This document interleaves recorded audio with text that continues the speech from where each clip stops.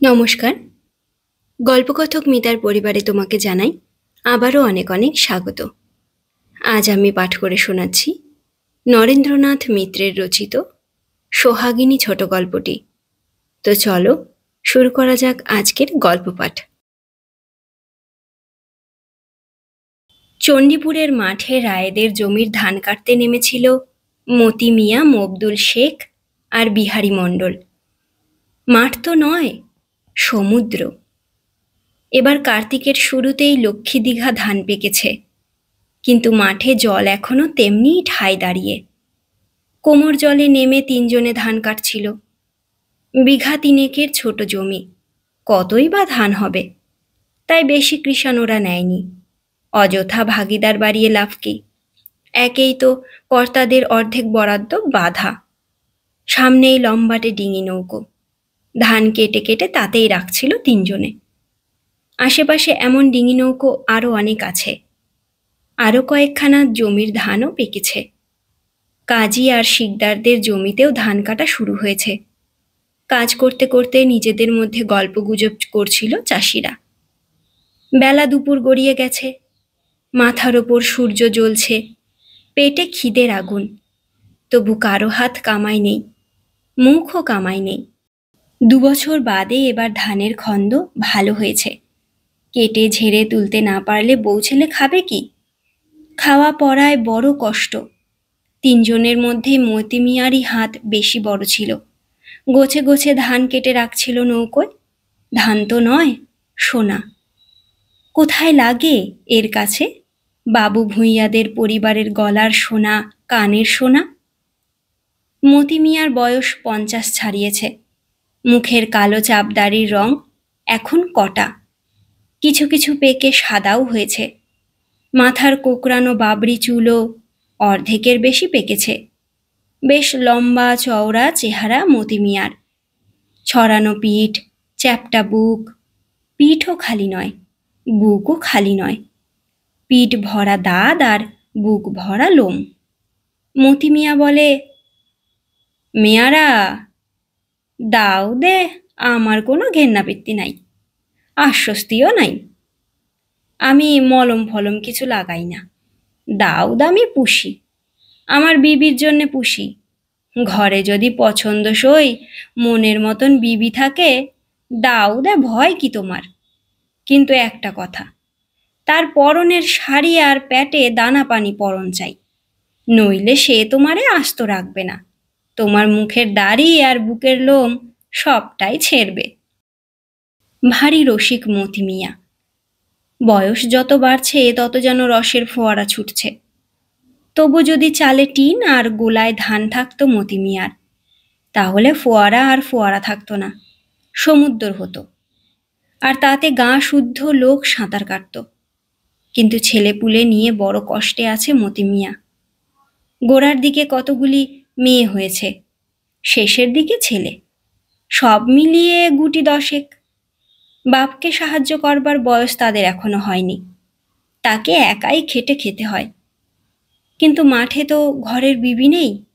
নিজের হাতেই এখানে দাঁত চুলকিয়ে নিতে হচ্ছিল মতি মিয়া।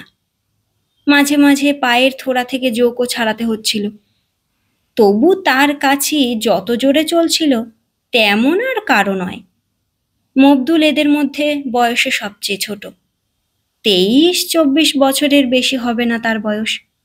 লম্বা ফর্সা পানা চেহারা, থুতনির ডগায় কালো দাঁড়ি, জোয়ান বয়সের ছেলে।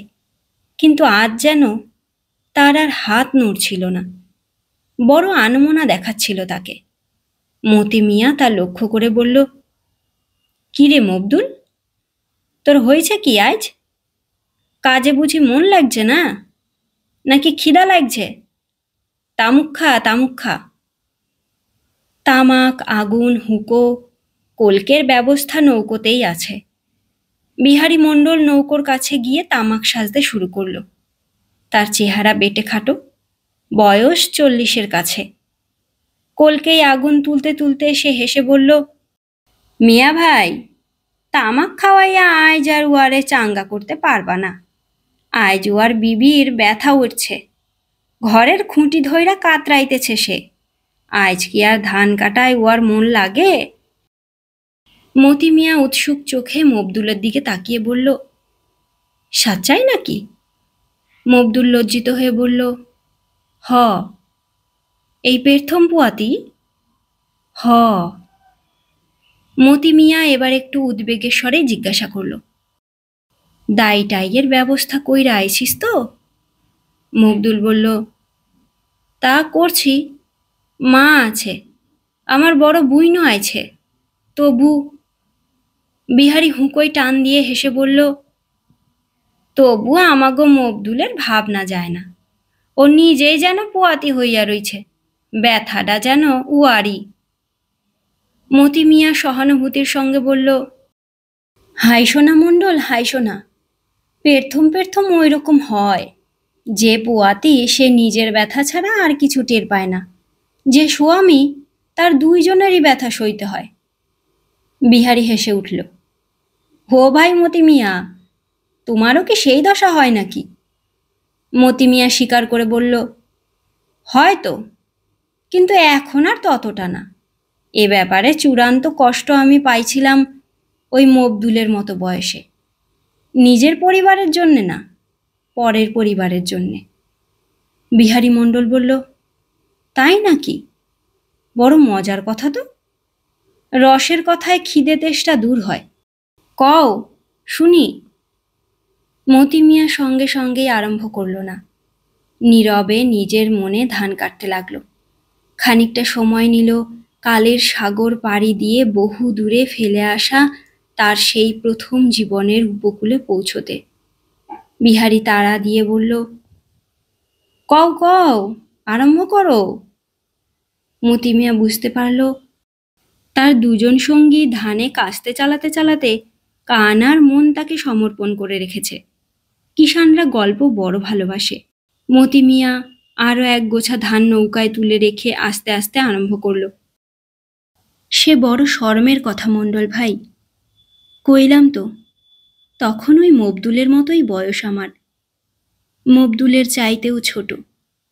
গায়ে গতরে রক্ত তখন টকবক করে। সেই বয়সে আমি একজনকে ভালোবাসছিলাম। না, আমাগো জাতের ধম্মের কেউ না, তোমাগো জাতের তোমাগো ধম্মের, তোমাগো গোষ্ঠীরই মাইয়া। এখন আর নাম করতে দোষ নাই। বদন চৌকিদারের ছোট মাইয়া তুফানি। সেই তুফানি আমার শিরায় শিরায় রক্তের তুফান ছুটাইয়াছিল। অথচ তুফানিকে প্রায় ছেলেবেলা থেকেই দেখে আসছে মতি মিয়া। বয়সেও মেয়েটা তার চেয়ে 10-12 বছরের ছোট। আম জাম আর খেজুর কুড়াতে মতি মিয়াদের বাগানে আসত।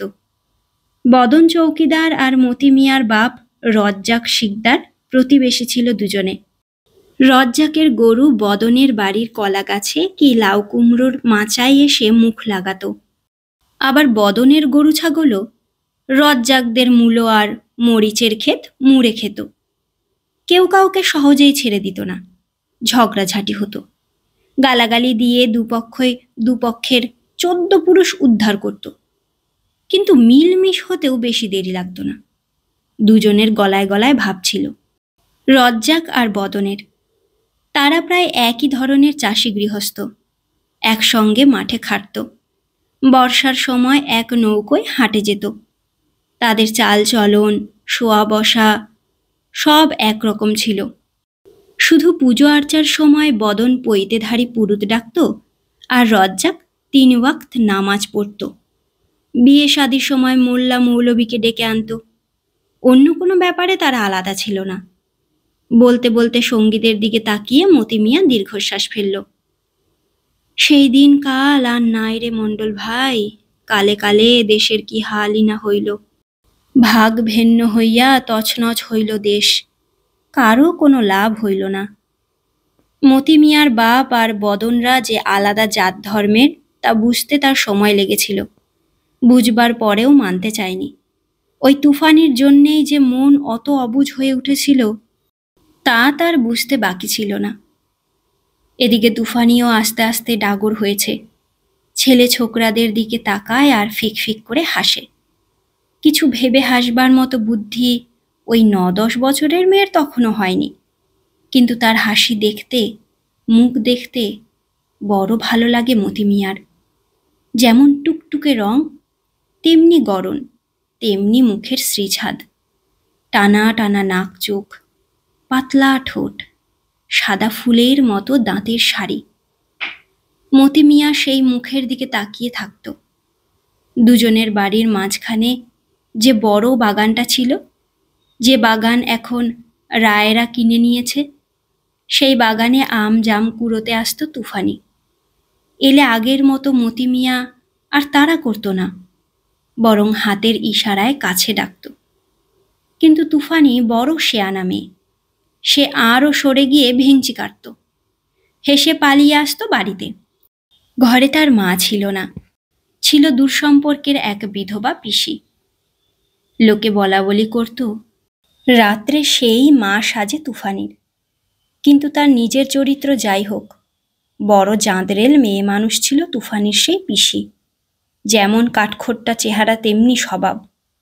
সে বড় একখানা দা আর মুড়ো ঝাঁটা উঁচিয়েই রাখত। তার ভয়ে ও বাড়ির ত্রিসীমানাতেও কেউ ঘেঁষতে পারত না। কিন্তু মতি মিয়াদের সঙ্গে ছিল আলাদা সম্পর্ক। তারা বদনের দরকারের সময় সাহায্য করত, ধান ধার দিত, শস্য বোনা কি কাটার সময় বেগার দিত, ধান মলনের সময় জোড়া বলদ দিয়ে সাহায্য করত। চৌকিদারের বাড়িতে মতি আর তার বাবার আলাদা খাতির ছিল, তা দেখে মতির স্বজাতের পড়শিরা ঠাট্টা করত। চৌকিদার তোরে জামাই করবে মতি। মতি চটে উঠে বলতো, করবেই তো, তোরা শালারা জৈলা পুইরা মর। কিন্তু জ্বলে পুড়ে মরতে হলো মতিকেই। দুদিন বাদে তুফানির বাপ আর পিসি পাশের গ্রাম পীরপুরের বনমালী ভক্তের সঙ্গে মেয়ের বিয়ে দিয়ে দিল। ভক্তদের অবস্থা ভালো, চাষের জমি ছাড়া মিস্ত্রির কাজকর্মও করে। ঘর তোলায় ওদের বেশ নামডাক। ওইসব দেখে শুনেই বদন মেয়েকে ও ঘরে দিল। টাকা পেল 5 কুড়ি, কিন্তু নাম যেমন আছে, বদনের জামাইয়ের দুর্নামও তেমনি আছে। বয়স বেশি, নেশা ভাঙ করে, গোপনে কোথায় রারও রেখেছে। এসব কথা শুনে মতি মিয়া মনে মনে বড় খুশি হলো। বেশ হয়েছে, আচ্ছা জব্দ হয়েছে ওরা। শুধু দুঃখ হতো তুফানের মুখের দিকে চেয়ে। সে মুখ কেমন যেন ভার ভার। সে মুখে সেই আগের মতো ফিকফিক করে হাসি আর নেই। বিয়ের পর তুফানের পিসি তাকে নিজের কাছে নিয়ে এলো। বলল, মাইয়া বড় হোক, ফলটল দেখুক, তারপর পাঠাবো। এখন দেব না, তোমাগো ছাওয়াল তো এক অসুর, এখন দিলে কাঁচাই গিলা খাবে। এই নিয়ে জামাইয়ের সঙ্গে বদন চৌকিদারের বেশ মন কষাকষি হলো, কিন্তু মেয়েকে ওরা ছাড়ল না। একদিন পিসি যখন গাঙের ঘাটে নাইতে গেছে, তেমনি এক ফাঁক খুঁজে মতি মিয়া এসে দেখা করলো তুফানির সঙ্গে। কি তুফানি, কেমন আছিস? ভালো। স্বামী নাকি তোরে মায়ের ধৈর করে? না না, কেডা কইল? মতি মিয়া বলল, কবে আবার কেডা কয়? আমার মন, তোর মুখ দেখা কয়। তুফানি অস্বীকার করে বলে, তোমার চোখ দেখতে জানে না মেয়া। ছেলেবেলা থেকেই তুফানির চোখে মুখে কথা। মতি মিয়া বলল, তয় বুঝি স্বামী খুব আদর যত্ন করে? তুফানি বলল, তা তো করেই, কার স্বামী বা তা না করে? মতি মিয়া বলল, সে আদরের এমনই ঠেলা যে পরাণ সামলানো দায়। তুফানি লজ্জিত হয়ে মুখ নামালো। একটু বাদে বলল, তুমি এখান থেকে চইলা যাও মতি মিয়া, ও সকল কথা তুমি কইও না, আমার শোনাও পাপ। মতি মিয়ার মনে মনে বড় রাগ হলো। সে তো তুফানির কাছে আর কিছু চায় না, শুধু শুনতে চায় বিয়ের পর সে সুখী হয়নি। তার এই সুখী না হওয়াতেই সুখ মতি মিয়ার। কিন্তু এটুকু সুখও তুফানি তাকে দিতে নারাজ। সে কেবল বলল, তুমি যাও, তুমি চইলা যাও। যেতে তো চাই মতি মিয়া, কিন্তু যেতে পারে কই? তুফানির মুখ তাকে টানে। দিনের মধ্যে দু একবার ওই মুখখানা দেখতে না পারলে কাজকর্মের সুখ নেই, খেয়ে বসে স্বস্তি নেই। মতি মিয়ার মনে হয় বিয়ের পর তুফানির মুখ যেন আরও বেশি সুন্দর হয়েছে। কি করে হলো? সে কি ওর সিঁথির সিঁদুরে, গা ভরা রূপার গয়নায়, গলায় সোনার হাড়ের চিকচিকানিতে, নাকি মনের দুঃখ আর অশান্তির আগুন ওর দেহকে পুড়িয়ে পুড়িয়ে খাঁটি সোনা করেছে? কিন্তু তুফানি ওকে ভিতর থেকে যতই টানুক, বাইরে থেকে দুহাত দিয়ে কেবলই ঠেলে বলে, আইসো না, আইসো না, ভালোবাইসো না, বাইসো না, যাইত মান নিয়া আমারে শান্তিতে থাকতে দাও। তুফানির আরো বয়স বাড়ে, ও পুরো মেয়ে মানুষ হয়ে ওঠে, রূপের গরিমায় যেন ফেটে পড়ে। আর তা দেখে হিংসায় ঈর্ষায় বুক ফাটে মতি মিয়ার। বাপ বলে, মতি, তুই এবার শাদি কর। মতি বলে, বাজান, এখন না। মা বলে, কেন? মতি বলে, আমার মন লয় না। মা বলে, ভরা নাইসা, পোড়া কপাইলা, তোর মন যে কোথায় পইরা আছে তা কি আর আমার বোঝন বাকি? আও বাবা, ছি ছি, পরের বউর পাছে পাছে অমন ঘুরঘুর করিস না। মানুষ তাতে নষ্ট হয়, গোল্লায় যায়। তুই একবার মুখের কথা খসা বাজান, আমি একটা কেন, 3টা মাইয়া তোর আয়না দেই। মতি বলল, ও কথা কইও না মা, আর যা কবা তাই শুনব, কিন্তু বিয়া শাদিতে আমার মন নাই। মতির মা নিঃশ্বাস ফেলে বলে, তোরে যে রোগে ধরেছে কারো সাধ্য নাই সারায়, এখন আল্লাহর দোয়াই ভরসা। বনমালী মাঝে মাঝে অনেক দূরে দূরে মিস্ত্রির কাজ করতে যায়। বড় বড় ঘর তোলে, স্ক্রু বল্টু দিয়ে শক্ত করে করগেটের টিন লাগায়, ঢালা পেটে 2-3 জন মিস্ত্রি তার হুকুমে কাজ করে। ফিরে যখন আসে বউর জন্যে তেল, সিঁদুর, আলতা আর লাল নীল হলদে রঙের বাহারের শাড়ি আনে। কিন্তু এত করেও বউর মন পায় না। বনমালী গাঁজা খায়, নেশায় তার চোখ দুটো জবা ফুলের মতো লাল হয়ে থাকে, গলার স্বর খসখস করে। তুফানির এসব পছন্দ হয় না। সে বলে, তুমি ওই নেশা ভাঙ ছাইরা দাও। বনমালী মুখ ভেঙচিয়ে ধমক দেয়, দূর শালি, গ্রামগঞ্জে কোন শালা গাঁজা না খায় শুনি? নেশা না করলে এত খাটা যায়, এত পয়সা কামান যায়? আসলে মন রয়েছে তোর সেই মোছলার কাছে। আমারে তোর পছন্দ হবে কেন? আমি যা করি তাই খারাপ। আমি দুনিয়া ভৈরা ঘর তুইলা বেড়াই, আর ওই মোছলা তলে তলে আমার ঘর ভাঙে। বড় হাতুড়ি দিয়া ওর মাথা ভাঙবো তবেই ছাড়ব। বাটাইল দিয়া নাক চোখ তুইলা ফেইলা মুখখানারে ল্যাপা পোছা কইরা দেব। তুফানি স্বামীকে থামায়, চুপ করো, চুপ করো, তুমি কি পাগল হইলা? স্বামী স্ত্রীর এই ঝগড়া অবশ্য মতি মিয়া কোনোদিন আড়ি পেতে শোনেনি। কিন্তু পীরপুরের বনমালীদের বাড়ির ধার দিয়ে তো আরো 5 ঘর পাড়াপড়শি আছে, তারাই এ গায়ে এসে গল্প করে। আর সেই গল্প 7 কানা হয়ে মতি মিয়ার কানে যায়। নিজের নিন্দা মন্দ শুনে রাগে অবশ্য টকবক করে মতি, কিন্তু যে বনিবনাও হচ্ছে না এই গোপন খবরটা ওইসব গাল গল্পের ভিতর থেকে বেরিয়ে আসে। আর মতি তা শুনে খুশি হয়, আর ভবিষ্যতের ভরসায় থাকে। স্বামীর অত্যাচার অতিষ্ঠ হয়ে তুফানি একদিন তার কাছে ধরা দেবেই, তার ঘরে এসে উঠবে, তার বিবি হয়ে থাকবে। ভবিষ্যতের সেই সুখ স্বপ্ন দেখে মতি মিয়া, রাত্রেও দেখে, দিনেও দেখে। ঘুম আর জাগরণ তার ওই এক স্বপ্নে একাকার হয়ে যায়। তাই বলে মতি মিয়া যে নিজাম পাগলা হয়ে বাউল বাউন্ডুলের মতো ঘুরে বেড়ায় তা নয়।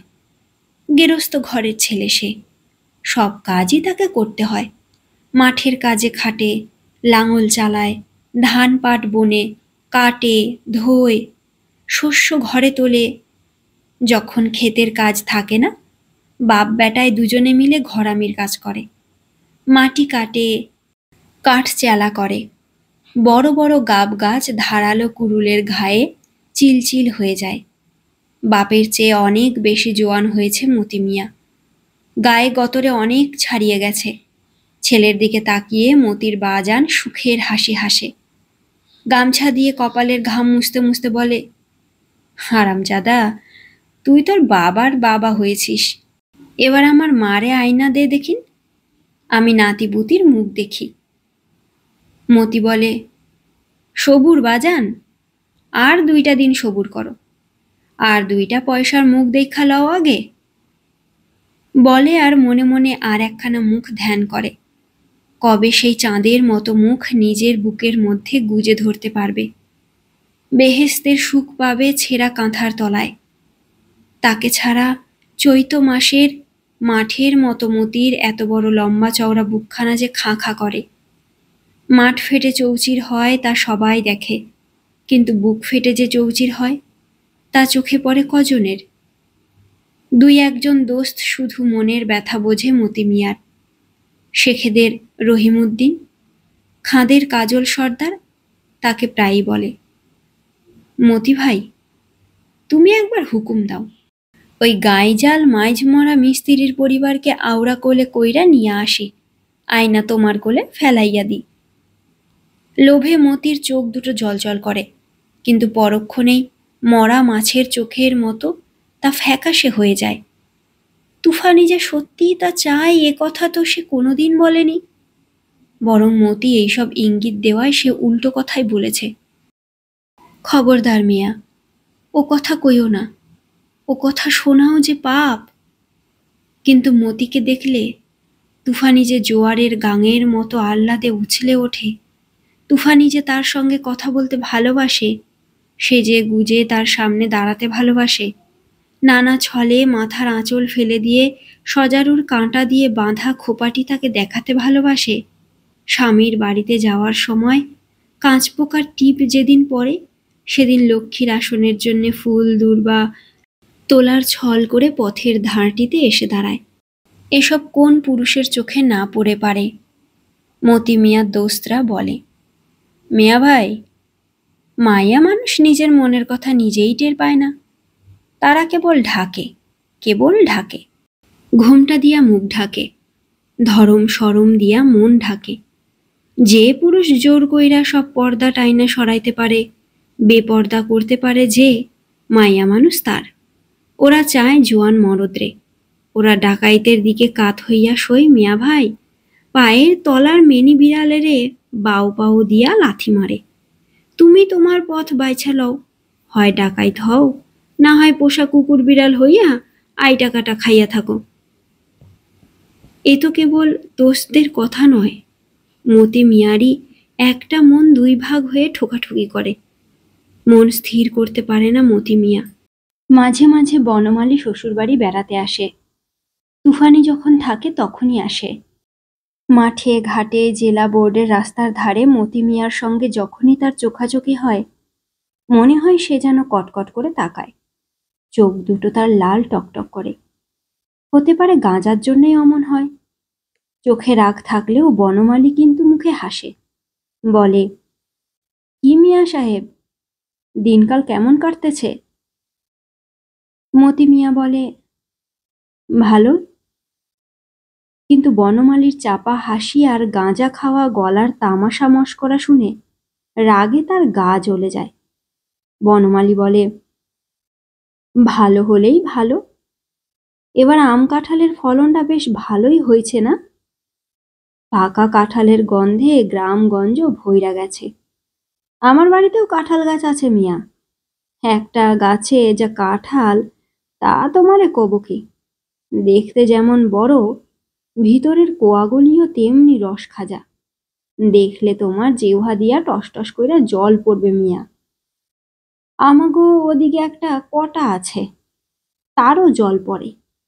শালার কটা রোজ আমার ঘরের চালে আইসা একবার কইরা হানা দেয়, কিন্তু কাঁঠালের ধারে কাছেও যাইতে পারে না। শক্ত জাল দিয়া খুব কইরা ঘিরা রাখছি। শালার কটা আসে আর ফিরা ফিরা যায়। আচ্ছা জব্দ। কি বলো মিয়া সাব? বনমালী বলে আর মুখ টিপে টিপে হাসে। ওর কথার মানে যে কি তা বুঝতে বাকি থাকে না মতি মিয়ার। গায়ের রাগে হাত পা দুটো নিষ্পিস করে। ইচ্ছা করে তড়াক করে গিয়ে টিপে ধরে ওর গলা। যা লিকলিকে চেহারা একখানা, একবার ধরলেই ভবলীলা সাঙ্গ। কিন্তু কেন যেন হাত ওঠে না মতি মিয়ার। মনে মনে এত গজরানি, কিন্তু মুখ দিয়ে কথা ফোটে না। বনমালীর বিদ্রূপ তার বুকে বর্ষার মতো বেঁধে। মতি মিয়া ভাবে আর একটু স্পষ্ট করে কথা বলুক, আর একটু সুযোগ তাকে দিক বনমালী। আর সেই অজুহাতে মতি তার ওপর ঝাঁপিয়ে পড়ে তাকে টুকরো টুকরো করে ছিঁড়ে ফেলুক। কিন্তু বনমালী বড়ই শেয়ানা। সে মতি মিয়ার চোখের ভাবভঙ্গি দেখে আর কথা বাড়ায় না, আর এগোয় না, এক দুপা করে পিছোতে থাকে। মতি মিয়া মনে মনে বলে, যাস শালা, বাইচে গেলি। তারপর ঘটল সেই চূড়ান্ত ঘটনা। সে ঘটনা নিয়ে অনেক দিন পর্যন্ত মতি মিয়াদের পাড়ায়, ঘাটে, মাঠে লোকে গাল গল্প করেছে, জটলা করেছে, গুজব ছড়িয়েছে, পরাণশীল ছড়া পর্যন্তও বেঁধেছিল। সেই ঘটনার দিন এলো। ভাদ্র মাসের সংক্রান্তির দিন বিশ্বকর্মা পূজা। সে পূজা হিন্দুদের ছুতোর কামাররাই করে, কিন্তু সেই উপলক্ষে নদীতে যে নৌকা বাইচ হয় তাতে মুসলমানরাও যোগ দেয়। তাদের নৌকায় বরং বেশি থাকে। যাদের অবস্থা বড়, শখও বড়, তারা নিজেরাই নৌকো কেনে। আর যাদের শখ আছে কিন্তু টাকার জোর নেই, তারা পরের নৌকোয় বৈঠা বায়। গুনতিতে তারাই বেশি, দলে তারাই ভারী। মতি মিয়াও সেই দলে। নৌকো না থাকলে কি হবে, বৈঠাখানা তার নিজের। তার গায়ে যেমন জোর তেমনি তার মনে কলা কৌশল। বাইছা হিসেবে সবাই তার নাম করে। ভিন গাঁ থেকে লোকে তাকে বায়না করতে আসে। তারা বলে, মিয়া তুমি আমাগো নাই আসো। মান নাই মার কাছে, মান নাই গার কাছে। তোমারে আমরা টাকা দেব, কাপড় দেব, ওড়নি দেব। কিন্তু প্রতিবেশী মেহের মুন্সির ছেলে সোনা মুন্সির সঙ্গে তার ল্যাংটা বয়স থেকে দোস্তি। তাদের নৌকো আছে। সোনা মুন্সি মতি মিয়াকে অত সব দেয় না, কিন্তু জিতলে পরে ভাই বলে দোস্ত বলে বুকে জড়িয়ে ধরে। তাকে কি ছেড়ে যাওয়া যায়? মতি মিয়া মুন্সিদের নৌকোতেই বেশিরভাগ ওঠে। কোনো কোনোবার বন্ধুকে বলে কয়ে বাইরে যায়, নাম যশ একটু বাড়িয়ে নেবার জন্যে। মনে মনে ভাবে তার যশ তুফানির শ্বশুর বাড়িতে তার কানে গিয়ে পৌঁছোক, তার কানের সোনা হোক, গলার হার হয়ে থাকুক। যশ চায় মতি মিয়া, কিন্তু সোনা মুন্সি সেবার তাকে ছাড়ল না। হাত ধরে তার নৌকোয় নিয়ে তুলল। সেবার নদীতে খুব নৌকো হয়েছিল, 50-60 খানা তো হবেই। আর সেই বাইচ দেখবার জন্যে 20-25 খানা গাঁয়ের লোক জড়ো হয়েছিল কুমার নদীর তীরে। তীরে মানে নৌকোয়। বর্ষার সময় ডাঙা বলে কোনো পদার্থ নেই, সব জল আর জল। মাঠ, পদঘাট, হাট বাজার সব জলের নিচে। কিন্তু মানুষ তো আর মাছ নয় যে জলের নিচে থাকতে পারবে। ডাঙা তার চাই। ডিঙি নৌকো, পানসি নৌকো, দাঁড়ের নৌকো, এক নৌকোই কত রকমের। আবার ছোটর দিকে যাও, কলার ভেলা, তালের ডোঙা, তাও আছে। কোনো রকমে একটা কিছুকে ধরে একটুখানি জলের ওপর ভেসে থাকতে পারলেই হলো, তাহলেই রাজা। ডাঙার রাজা মানুষ। কোনো রকমে মাথাটা জাগিয়ে শ্বাস প্রশ্বাস নিতে পারলেই তাকে আর পায় কে। তুফানির কথা ভুলে গিয়ে মতি মিয়া সঙ্গীদের কাছে সেদিনের নৌকো বাইচের বর্ণনা আরম্ভ করল। চেয়ে দেখল সঙ্গীদের হাতের কাস্তে সমানে চলছে।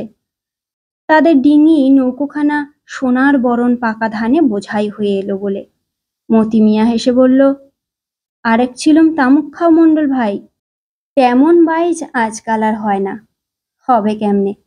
মানুষের মনের সেই স্ফূর্তি নষ্ট হইয়া গেছে। আর তত মানুষই বা কই?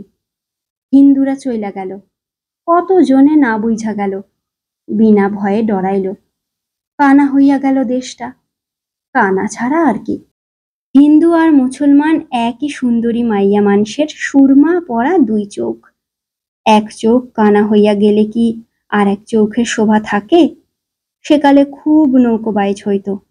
মানুষের মনের আনন্দ আহ্লাদ যেন গাঙের জলে গইলা গইলা পড়ত। সেবারও খুব ফুর্তি হয়েছিল। সকাল থেকাই মুন্সিগো নাও ধোয়া পাকলা শুরু করলাম। সে কি নাও একখানা, ৬০ হাত লম্বা, আর তার কি বাহারের গোলই। দুই পাশে বড় বড় ২০-২৫টা কইরা পিতলের চোখ। মাইনষে সোনার চোখে সেই দিকে চাইয়া থাকত, দেখত সোনা। খাজুরের শোলতা দিয়া আমরা বাইছাড়া সেই নাওরে ঘইসা ঘইসা চকচক কইরা ফেললাম। তেল পরাইলাম, সিন্দুর পরাইলাম। নাও তো না যেন মাইয়া, তরি তো না যেন পরি। আর সে কি রাঙা গুলোই মিয়া ভাই, জলে নামাইয়া ২-৪খানা বৈঠা ছোয়াইলেই সে নৌকার লম্বা লম্বা সরু গুলোই থরথর থরথর কইরা কাঁপে, যেন ১৬ বছরের মাইয়া পোলার উদলা বুকের ডগা। বাইছাড়া মিলা নাও নিয়া চললাম ঘাটে। আসল বাইচ ভাঙার বন্দরে। গাঙে জল বইলা কিছু নাই, সব নৌকা। বন্দরে বাড়িঘর দোকানপাট বইলা কিছু নাই, সব কালা কালা মাথা। ৫০ হাটের মানুষ আইসা এক ঘাটে জড়ছে। ভিড় হবে না? পুলিশের বোট ঘুরতে লাগলো। বিবাদ বিসংবাদ লাগলে তারা থামাবে।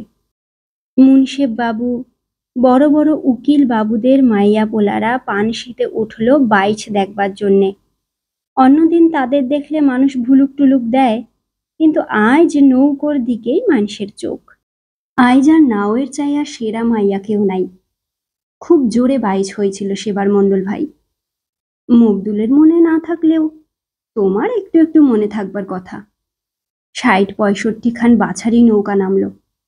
ছোটখাটো নৌকো আর সেদিন গনে কেডা।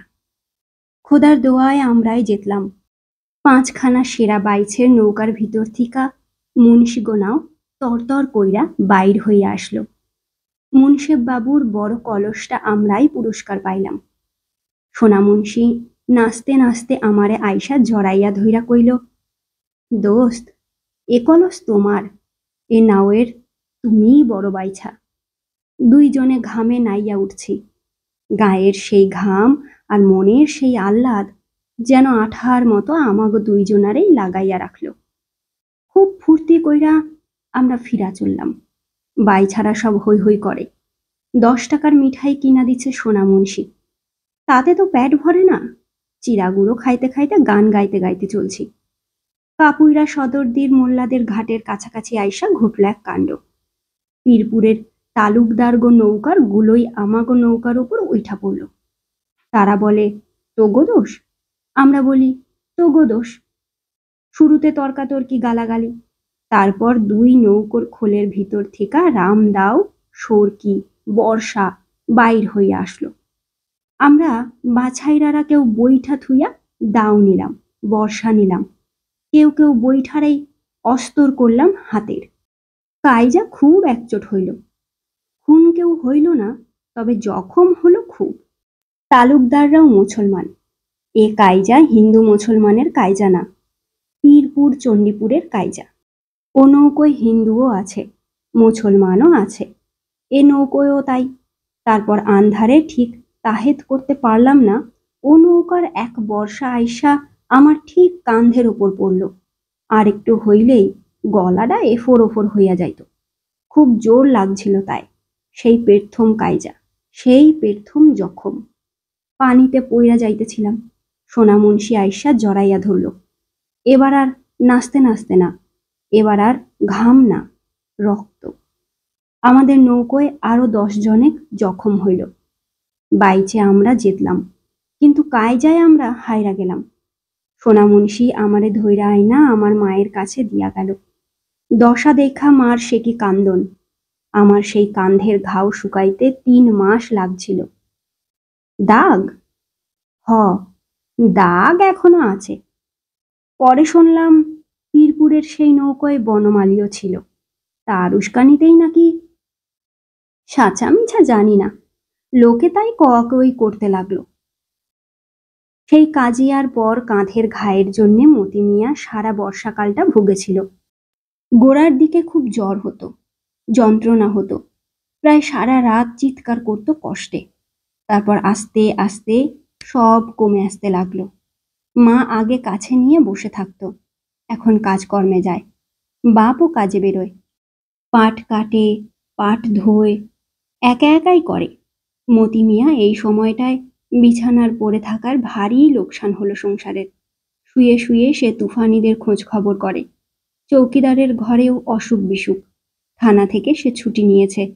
সে আর তুফানির পিসি দুজনেই ম্যালেরিয়া জ্বরে পড়েছে। ওষুধপথ্য দেওয়ার কেউ নেই। তুফানি পীরপুরে শ্বশুর ঘর করছে, তার নাকি ছেলেপুলে হবে। তাকে তারা বেশি পাঠাতে চায় না। অনেক বলে কয়ে তুফানির পিসি তাকে কদিনের জন্য আনিয়েছে। ৭ দেবে মেয়েকে। ৫ মাসে দিতে পারেনি, ৭ মাসেও দিতে পারেনি। এই ৯ মাসেও যদি না দেয় কখন দেবে? মেয়েকে নতুন শাড়ি কিনে দেবে, পিঠে পায়েস করে খাওয়াবে, হিন্দুদের যা নিয়ম। এ কথা শুনে মতির মা ১ হাঁড়ি দুধ পাঠিয়ে দিল। ক্ষীরের মতো মিষ্টি আর ঘন দুধ দেয় তাদের কালো গাইটা, সেই গায়ের দুধ। সেই দুধের পায়েসে স্বাদ খেল তুফানি। পাড়ার মেয়েরা উলু দিল, কুলু কুলু কুলু কুলু তার শব্দ। মতি শুয়ে শুয়ে জিজ্ঞাসা করল, ও কি মা? মতির মা হেসে বলল, ও বাড়ির তুফানি স্বাদ খায়, জোকারে জোকারে সেই কথা পাড়া ভইরা জানাইতেছে। বাজান, তুই এবার শাদি কর। দিন ২ পর সেদিন বিকালবেলা জানালা দিয়ে তাকিয়ে আছে মতি মিয়া। সেও এই কার্তিক মাস, মাঠের ধান পেকেছে। কেউ কাটছে, যাদের নাবি ফসল তারা এখনো কাটতে শুরু করেনি। বর্ষার জল শুকোতে শুরু করেছে, তবে এখনো পুরোপুরি শুকায়নি। সারা পাড়াটা নিস্তব্ধ। হাটবার, পুরুষেরা সবাই হাটে গেছে, মেয়েরা যার যার ঘরের কাজে ব্যস্ত। হঠাৎ মতি মিয়ার চোখে পড়ল বাঁশের সাঁকো বেয়ে একটি মেয়ে পা টিপে টিপে গুটি গুটি এগোচ্ছে।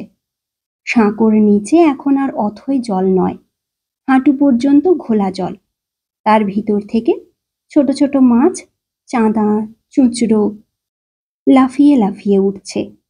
মতি মিয়া দূর থেকেই মেয়েটিকে চিনতে পারল, যাকে সে এতকাল ধরে দেখে এসছে। শুধু রক্ত মাংসে নয়, রাত্রের খোয়াবেও যাকে সে দেখেছে, তাকে সে চিনতে পারবে না? সাঁকো পার হয়ে তুফানি মতি মিয়াদের পাড়ে চলে এলো। বাড়িতে ঢুকবার পথে এক ঝাড় মোরগ বলি গাছ, লাল ফুলে গাছ ভরে গেছে। এই ফুল তুফানি ছেলেবেলায় বড় ভালোবাসত। এ ফুল হিন্দুদের কোনো পূজায় লাগে না, শুধু দেখতে বাহার বলে তুফানি সেগুলি নিত। আজও লোভ সামলাতে পারল না, হাত বাড়িয়ে কয়েকটা ফুল তুফানি ছিঁড়ে নিল। তা দেখে মতি মিয়াদের লাল আর কালো মেশানো বড় মোরগটা তুফানের দিকে কক কক করতে করতে এগিয়ে গেল। হয়তো ভাবল তার ঝুঁটিটাই বুঝি তুফানি ছিঁড়ে নিয়েছে। একটু এগিয়েই গোবর ল্যাপা উঠান, এক ধারে হলদে রঙের পাকা ধানের আঁটি মলন দেওয়ার জন্য জড়ো করে রেখেছে মতির বাবা। সেই ধানের আঁটির পাশ দিয়ে পাকা ধানের রং গায়ে আর মুখে মেখে হিন্দুদের লক্ষ্মী প্রতিমার মতো তুফানি মতি মিয়াদের নতুন তোলা টিনের ঘরখানায় এসে ঢুকল। এদিক ওদিক তাকিয়ে ডাকল, মতি। আর তুফানির মুখে নিজের সেই নাম শুনে মতি মিয়ার বুকের মধ্যে তুফান ডেকে উঠল। রক্তের মধ্যে তা দাপাদাপি শুরু করলো। এতকাল বাদে ফের তার কাছে কেন এসেছে তুফানি? এবার কি তার ধরা দেওয়ার স্বাদ হয়েছে? মতির দিকে মন ঝুঁকেছে? মতি মিয়ার বাপ গেছে হাটে, মা গেছে শিকদার বাড়িতে চিরা কুটতে। তক্তপোষের পাতলা কাঁথাখানা গায়ে জড়িয়ে মতি আজ একাই শুয়ে আছে। ছেঁড়া কাঁথার তলায় লাখ টাকার স্বপ্ন কি আজ সত্য হয়ে উঠল? মতি সাড়া দিয়ে বলল, এই যে আমি, এইখানে আইসো। তুফানি হেসে বলল, বাব্বা, দিনেও ঘরের মধ্যে তোমার অন্ধকার? মতি বলল, হ তুফানি, দিনেও আমি রাইতের আন্ধার নিয়াই বাস করি। তারপরে এতকাল পরে কি মনে কইরা? বইসো। নিজে উঠে বসে মতি হাত দিয়ে তক্তপোষের ধারটা তুফানিকে দেখিয়ে দিল। রোগীর বিছানাটা বেশ একটু ময়লাই হয়েছে। বিড়ির আগুনে চাদরের খানিকটা জায়গা পুড়ে গেছে। ঘরদোরের হাল দেখে মতির নিজেরই শরম হলো। ও তো জানে না তুফানি আজ আসবে, তাহলে ওর জন্যে ফুলের শয্যা বিছিয়ে রাখত। অনুরোধ সত্ত্বেও তুফানি বসল না, একটু দূরে তেমনিই দাঁড়িয়ে রইল। তারপর আস্তে আস্তে বলল, তোমারে দেখতে আইলাম। মতি মিয়া বলল, কি দেখতে আইলা? বর্ষার কোপে মইরা গেছি না আছি তাই? তুফানি বলল, কি যে কও, মহিষের মতো মানুষটা দুই এক কোপ খাইলেই যদি মরে, তা হইলে জাত থাকে নাকি? সাইরা ওঠো, আরো কত কাইজা করবা, কোপ খাবা, কোপ দেবা। মতি মিয়া দেখতে লাগলো তুফানিকে। ওর মুখে পাকা ধানের রং, শাড়িতে কাঁচা ধানের বরণ। তুফানি একটু হেসে বলল, শিগগির আর আমার আশা হবে না, আটকা পইরা যাব, ওরা আমারে আটকাইয়া রাখবে, তাই দেখতে আইলাম। শুনলাম অসুখ, শুনলাম জখমে খুব কাবু হইছ, শুই না এত ভাবনা হয়েছিল, এখন তো আর জ্বরজারি নাই, কি কও? মতি মিয়া বলল, আছে কি না আছে দেখো না গায়ে হাত দিয়া, নাকি ছুঁইতেও দোষ? তুফানি গায়ে হাত দিয়ে দেখল না, শুধু হাতের সেই ফুলগুলি মতি মিয়ার বিছানার উপর রেখে দিতে দিতে একটু হেসে বলল, তোমার ফুল তোমারেই দিয়া গেলাম।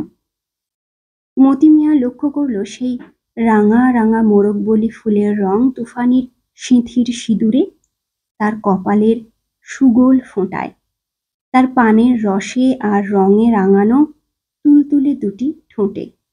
তুফানি নিজেই যেন এক মোরগবলি। ধান কাটা বন্ধ রেখে মতি মিয়া তার সঙ্গীর দিকে তাকিয়ে বলল, আমি আর ঠিক থাকতে পারলাম না মণ্ডল ভাই।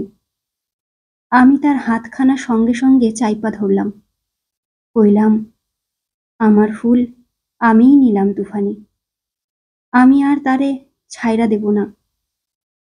সে কইল, কি করো মিয়া, কি করো? তোমার কি আক্কেল বুদ্ধি সব গেছে? আমি কইলাম, আক্কেল বুদ্ধি দিয়া মাইয়া মানুষেরে পাওয়া যায় না। আমি জোর কইরা তারে আরো কাছে টাইনা নিলাম। তুফানির আমারে থামাবার শক্তি ছিল না, চেঁচামেচি করবার শক্তিও ছিল না। বোধহয় শরমে বাক্যই বন্ধ হইয়া গেছিল। সে শরমে নিজের চোখ ঢাকল, কিন্তু আমার চোখ ঢাকবে কেডা? তখন যে সাক্ষাৎ শয়তান ঢুকছে আমার শরীরে, সে আমার সব লজ লজ্জা হইরা নিছে।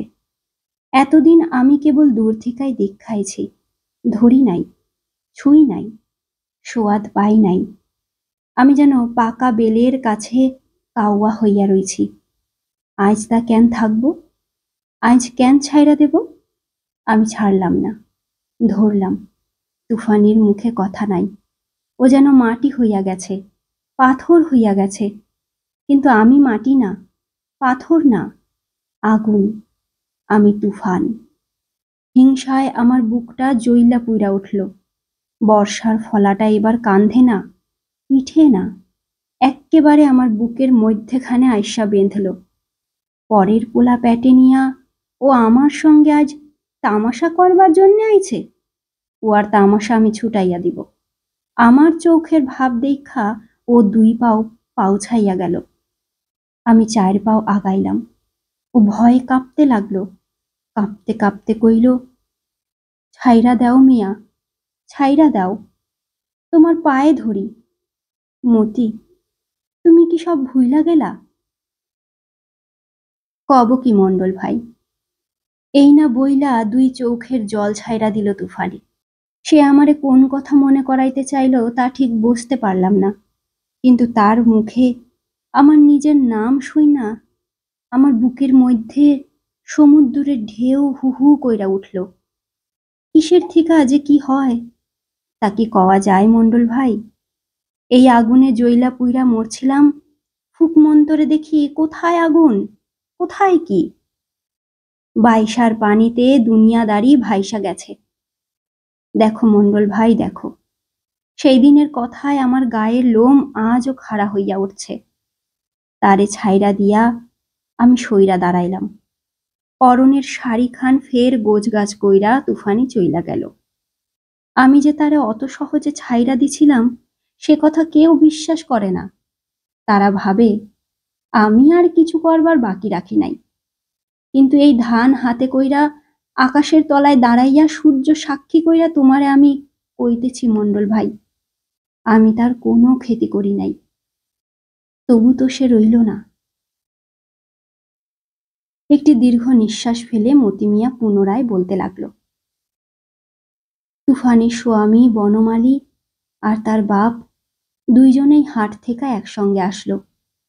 বউর জন্যে বনমালী ময়ূর মার্কা গন্ধ তেল, নতুন নীলাম্বরী শাড়ি নিয়ে আইছে গরম গরম এক সের জিলাপি। তুফানি জিলাপি বড় ভালো খায়।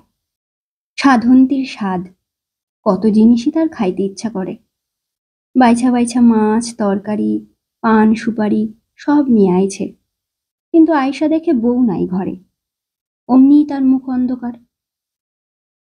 পিসি, সে গেল কোথায়? পিসি কাঁথা মুড়ি দিয়া জ্বরে কাঁপে। সে কয়, আছে ধারে কাছেই, যাবে আর কোথায়। তুমি বইসো, জিরাও, হাত মুখ ধোও, পান তামুক খাও, সে আইল বইলা। কিন্তু বনমালী তারে তালাশ কইরা আর কোনো জায়গায় পাইল না। তারপর দেখল সাঁকোর ওপর দিয়া পা টিপা আসতেছে। 9 মাইশা পোয়াতি, আসতে কি আর পারে? পায়ের তলায় একটা বাঁশ, আর হাতে ধরবার জন্য সরু একটা তল্লা বাঁশ মাথার উপর দিয়া বাঁধা। ধৈন্য সাহস ছিল তুফানির। আমি যেমন তার পার হওয়া আশা দেখছিলাম, তেমনি পার হইয়া যাওয়াও দেখছিলাম। তারপর আর দেখলাম না, কেবল একটা চিৎকার শুনলাম। সে চিৎকারে আকাশ ফাটে, পৃথিবী ফাটে। মানুষের বুক কি তার চাইয়া শক্ত মণ্ডল ভাই? শালার হারামি শুয়োরের বাচ্চা বোনা মিস্ত্রি করলো কি জানো? মাইয়াডারে সাঁকোর উপর থিকা নামতে দেওয়ার তর সইল না তার। নামতে না নামতেই সে আয়সা তার চুলের মুঠ ধরল। আহা, কি চুলের গোছি না ছিল তার! যেমন গোছে বড় তেমনি লম্বায় বড়। আর কি মিশমিশে রং! চুল তো না, আষাঢ় মাইশা আকাশ ছাওয়া মেঘ, দেখা চোখ জুড়াইয়া যায়। সেই চুল ধইরা বোনা শালা তারে টানতে টানতে ঘরের মধ্যে নিয়া গেল। এসব কথা আমি পরে শুনছি। ঘরে নিয়া আওলা পাথারি এই লাথি, লাথির পর লাথি, লাথির পর লাথি। চৌকিদার আইসা এক হাত ধরল। তার বুইন কাঁথার তলা থিকা কাঁপতে কাঁপতে উঠা আইসা আর এক হাত ধরল। করো কি জামাই, করো কি? পুয়াতি মাইয়ার গায়ে লাথি মারো? এ কি আক্কেল তোমার?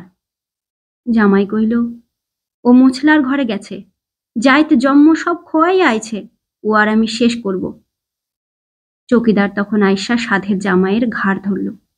চোখ রাঙাইয়া কইল, খবরদার, আমার মাইয়ার গায়ে ফের হাত দিবি তো সেই হাত আমি মোছরাইয়া ভাঙব। আমার মাইয়া আমি যারে খুশি দেব, ডাকাইতে আন না। আমার বাড়ি থেকে এক্ষুনি বাইর হইয়া যা। বনমালী সেই রাইতেই চইলা গেল। কিন্তু তুফানির ব্যথা আর যায় না। সারা রাত সারা দিন যাতনায় ছটফট করতে লাগলো মাইয়া। শেষে দাপাইতে লাগলো। চৌকিদার দায় আনলো, ডাক্তার আনলো, ওষুধ দিল, ইঞ্জেকশন দিল। তারপর সব শান্তি হইল সন্ধ্যার সময়। তুফানি আর কাতরাইল না, আর কথা কইল না। মবদুল আর বিহারী দেখতে পেল মতি মিয়া ভিজে হাতের পিঠ দিয়ে দুটো ভিজে চোখ তার মুছে নিচ্ছে। চৌকিদার থানা পুলিশ কিছু করল না। কেলেঙ্কারির ভয় তারও আছে। সেই রাত্রেই মেয়েকে তারা কালীখোলার শ্মশানে নিয়ে গেল।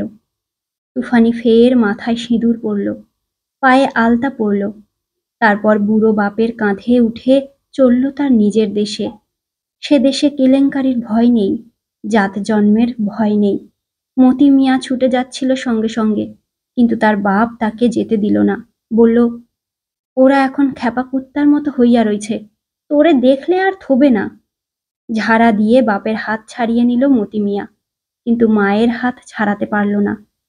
তারপর শেষ রাত্রে ঘুমন্ত বাপ মাকে ফাঁকি দিয়ে ঘর থেকে বেরিয়ে এলো মতি মিয়া। ঘাটের ছোট ডিঙিখানা খুলে নিল। সারাটা পাড়া নিঝুম। চৌকিদার বাড়িও শান্ত। অনেক হইচই আর কান্নাকাটির পর তুফানির বাপ আর পিসিও বোধহয় এতক্ষণে ঘুমিয়েছে। খালের ভিতর দিয়ে ডিঙি নৌকাখানা নিয়ে চলল মতি মিয়া।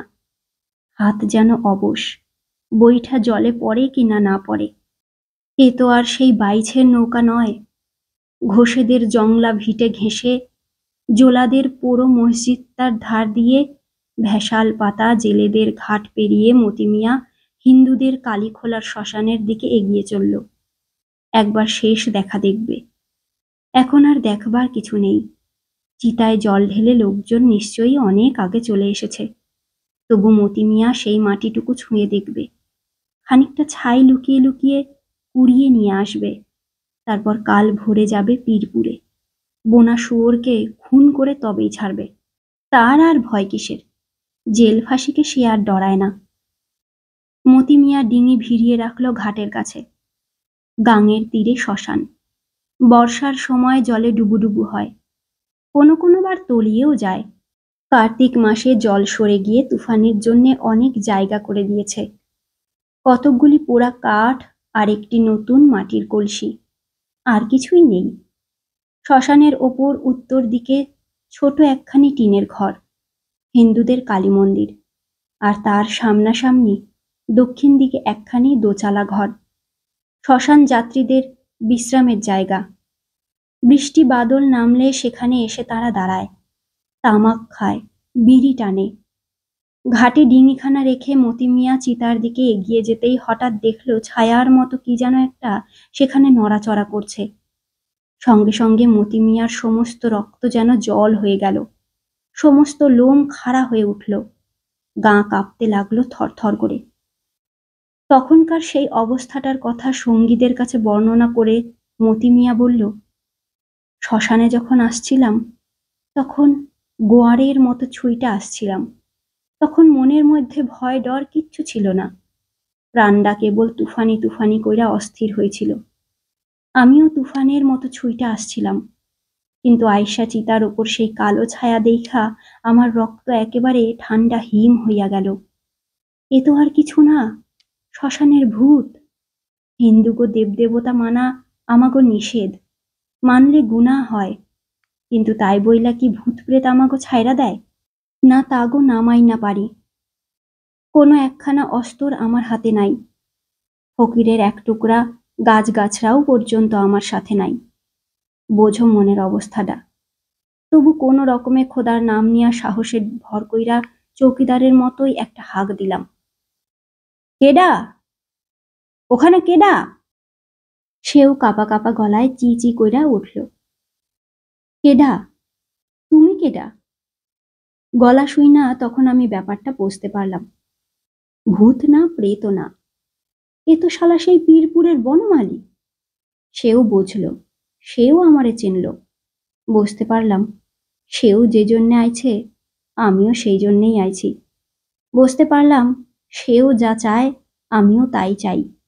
ডাক ছাইরা কানতে চাই, মণ্ডল ভাই, লাজ লজ্জা ছাইরা চিল্লাইতে চাই। তারপর সেই গাঙের ধারে শেষ রাতের অন্ধারে সেই নতুন চিতার উপর আমরা দুইজনে দুইজনের দিকে চাউ হইয়া চাইয়া রইলাম। আমাগো পায়ের নিচে তাপ, বুকের মধ্যে তাপ।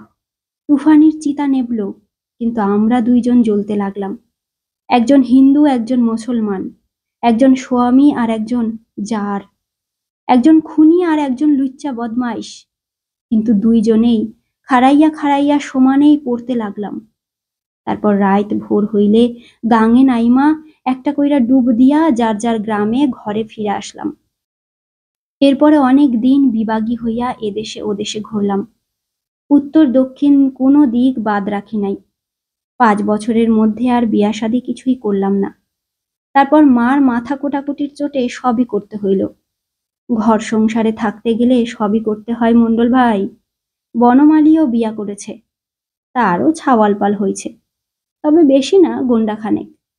আমার বউডা ভাই বছর বিয়ানি, বিয়াইয়া বিয়াইয়া তার আর স্বাদ মেটে না, বিরক্ত কইরা মারল। কিন্তু যখন পোয়াতি হয় আমি তারে খুব আদর যত্ন করি, যা খাইতে চায় আইনা দিই। তারপর আতুর ঘরে যাইয়া যখন সে গোঙায়, খুঁটি ধইরা কাতরাইতে থাকে, কোকাইতে থাকে, আমার সেই তুফানির কথা মনে পড়ে। পরান্ডা হু হু কইরা ওঠে। কি আর করব, উপায় তো কিছু নাই। ঘরের দুয়ারে খাড়াইয়া খাড়াইয়া আনমনা থাকবার জন্যে তামুক টানি, মনে মনে আল্লাহর নাম করি, আর আমার বিবির কাতরানির মধ্যে আমার সেই পের্থম পীড়িতের গোঙানি শুনি। সে গোঙানির শেষ নাই মণ্ডল ভাই, দুনিয়াদারিতে গোঙানির শেষ নাই। ধান কাটা শেষ হয়ে গিয়েছিল, সবাই ভরা নৌকোয় উঠল। সূর্য হেলে পড়েছে। মবদুল লগি দিয়ে ঠেলতে ঠেলতে নৌকোখানা খালের ভিতরে নিতে লাগলো। কিসের একটা ভয় আর আশঙ্কায় তার মনটা যেন কুঁকড়ে রয়েছে। একটু পরে সে মনের কথাটা খুলেই বলল। একটু হেসে মতি মিয়ার দিকে তাকিয়ে সে বলে ফেলল, আপনার ওই কেচ্ছা আজ না কইলেই ভালো করতেন বড় মিয়া। মতি মিয়া চমকে উঠে মবদুলের দিকে তাকালো। কেন রে? মবদুল বলল, যত সব অপয়া, অলক্ষই না।